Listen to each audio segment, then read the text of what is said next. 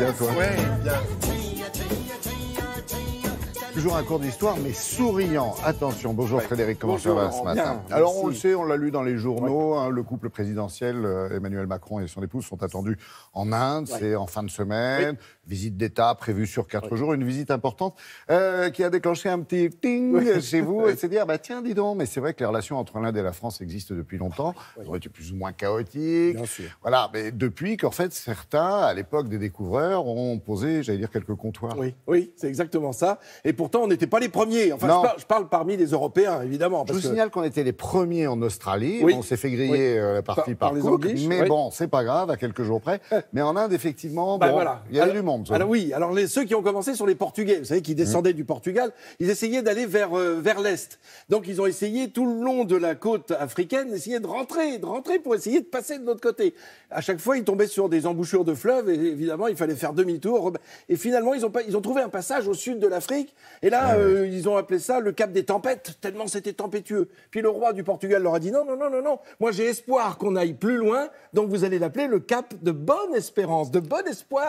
Il y a des centaines d'épaves sur le cap, oui. c'est impressionnant. Et finalement, les Portugais, ils sont arrivés, Vasco de Gama est arrivé à Calicut, en Inde, et à partir de là, ça y est, tout le monde va s'y mettre. Les Anglais arrivent en 1600, les Hollandais en 1602, et ma pomme, elle arrive en 1644, figurez-vous, il a fallu attendre. Et là, c'est Colbert qui va imaginer une véritable entreprise. Les Anglais avaient déjà imaginé des comptoirs, et puis surtout ce qu'on appelait les Indes orientales, vous savez. Et donc, c'est ce que l'on va faire aussi. Je vous propose de regarder quelques images, et puis en même temps, évidemment, on va commenter tout ça et raconter cette histoire qui n'est rien d'autre que le début de la mondialisation, figurez-vous. Ça n'est rien d'autre que cela. Voilà, venons-en au fait. Voilà, directement, le voilà notre Colbert. Colbert qui imagine justement ces comptoirs, cette compagnie des Indes orientales, c'est le nom qu'on lui donne, avec petit à petit l'achat de comptoirs différents.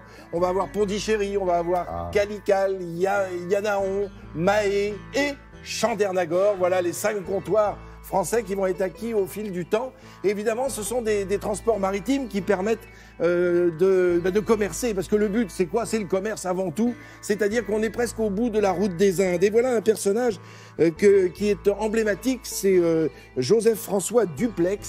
Le célèbre Dupleix. Dupleix, évidemment. Alors les Parisiens le connaissent bien, parce qu'il y a une station de métro sur la ligne 6. À tous les étages. Mais en fait, il a été gouverneur de l'Inde, ce qui n'est quand même pas rien au nom de la France. Alors je vous le disais, on est sur la route de la soie, celle qui est si chère au président chinois actuel, qui voudrait la réhabiliter. Ce qui veut dire quoi? Ce qui veut dire qu'à partir des Indes, jusqu'en Europe, eh bien, on va transporter de la porcelaine chinoise. Enfin, on arrive à l'obtenir. Et puis surtout des tissus. On a surtout ces tissus de soie qu'on appelle du Madras, tiens, le nom d'une ville indienne. Tiens.